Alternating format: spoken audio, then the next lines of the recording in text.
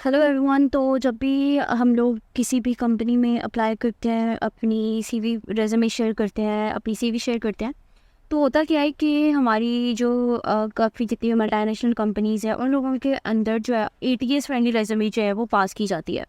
उन लोगों के पास होता है कि एप्लीकेशन ट्रैकिंग सिस्टम होता है, ठीक है, जो कि एक सॉफ्टवेयर है और वो मैनेज कर रहे होते हैं रिक्रूटिंग और हायरिंग प्रोसेस के अंदर को।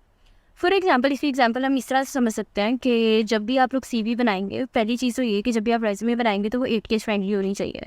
क्यों? क्योंकि जितनी भी हमारी मल्टीनेशनल कंपनीज हैं उन सब के अंदर ये एटीएस सॉफ्टवेयर होता है जो कि आपकी सीवी को पास करता है और आपको हायरिंग प्रोसेस में मतलब आपको इतना एलिजिबल करता है कि आप वहाँ पर आकर जो है वो टेस्ट वगैरह दे सकें और उनको इंटरव्यू वगैरह दे सकें। सबसे पहला क्राइटेरिया ही ये होता है कि आपकी जो रेज्यूमे है वो एटीएस सॉफ्टवेयर से पास होनी चाहिए। अब बेसिकली एटीएस करता क्या है कि ऐसा सॉफ्टवेयर है, फॉर एग्जांपल कि हम जॉब ये चीज़ फुल स्टैक डेवलपर की, ठीक है। अब एक फुल स्टैक डेवलपर में क्या होता है कि जावास्क्रिप्ट आ जाता है, रिएक्ट आ जाता है। तो उन लोगों ने क्या किया होता है कि इस सॉफ्टवेयर के अंदर उन्होंने कुछ कीवर्ड्स ऐड किए होते हैं। फॉर एग्जांपल रिएक्ट ऐड किया हुआ है उन लोगों ने, किसका नाम है, पीएचपी ऐड किया हुआ है, पाइथन ऐड किया हुआ है, जितनी भी लैंग्वेजेस उन लोगों को अपने लिए चाहिए उन्होंने ऐड की हुई हैं।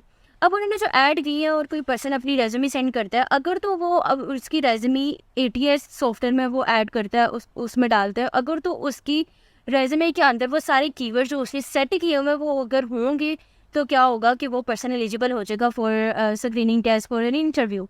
अगर तो नहीं होंगे तो वो वहीं से रिजेक्ट हो जाएगा, चाहे उसने अपनी रेज्यूमे के अंदर जितनी मर्जी चीज़ें ऐड की हो। अब देखते हैं कि एटीएस फ्रेंडली रेज्यूमे होता क्या है। सो हम यहाँ पे जाते हैं और यहाँ पे हम लिखते हैं एटीएस फ्रेंडली रेज्यूमे। इसके बेसिकली कुछ पॉइंट्स होते हैं, ठीक है। सो यहाँ पर चलते हैं इमेजेस में और यहाँ पर आ रहा है जी ये चीज़। तो एटीएस फ्रेंडली जितनी आप सिंपल सीवी रखेंगे उतना ही बेटर है। आप इमेजेस वगैरह न वगैरह इतनी ना लगाएं, ठीक है, और अपनी सीवी को जितना सिंपल रख सकते हैं उतना अपनी रेज्यूमे को जो है वो सिंपल रखें। ओके, सो यहाँ पर आपको नज़र आ रहा है, तो ये जो चीज़ है एक्चुअल में ये वाली, ठीक है। तो उन लोगों ने बोला कि इस तरह की जो रेज्यूमे है वो पास होती है और ओके, सो उन्होंने लिखा है कि इस तरह का जो रेज्यूमे है वो एक्चुअल में क्लियर होता है और इस तरह का रेज्यूमे जो है वो आपका रिजेक्ट हो जाता है, ठीक है। सो यहाँ पर क्या उसका नाम है, तो जब भी आप लोगों ने रेज्यूमे बनाया है तो उसको एटीएस फ्रेंडली रेज्यूमे के अंदर बनाना है। फॉर एग्जांपल, आप इसको किस तरह से कैनवा में भी डिज़ाइन कर सकते हैं। आप सिंपल कैनवा पे जाएँ और कैनवा पे जाकर आप यहाँ पे सर्च करें, तो आप लोगों ने यहाँ पे सर्च करना है एटीएस, आप लोगों ने कैनवा पे जाना है और यहाँ पे जाकर सर्च करना है एटीएस रेज्यूमे। तो आप लोगों के पास यहाँ पर डिफरेंट टेम्पलेट जो है वो ओपन हो जाएंगे यहाँ पर, ठीक है।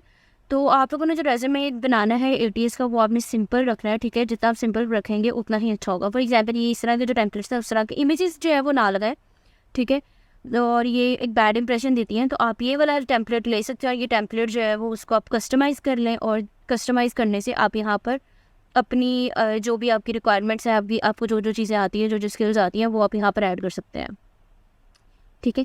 तो ये टेम्पलेट जो है वो एडिटेबल है, तो आप यहाँ पर फ्री एडिटेबल इसको कोई भी चीज़ ऐड कर सकते हैं। फॉर एग्जांपल, यहाँ पर मैं लिख रही हूँ स्किल्स, ठीक है, और इसको ऐड करके आप अपना जो है रेज्यूमे डाउनलोड करके जब भी आपने किसी कंपनी में अप्लाई करना है, छोटी कंपनीज में तो मैटर नहीं करता कि आपका जो रेज्यूमे है वो एटीएस होना चाहिए या नहीं होना चाहिए, लेकिन बड़ी कंपनीज़ में ये मैटर करता है कि उन लोगों के पास एटीएस सॉफ्टवेयर होता है जो कि आपकी सीवी को पास करता है और अगर वहीं से सीवी रिजेक्ट हो जाएगी तो आपके कोई चांसेस नहीं होते हैं जॉब के।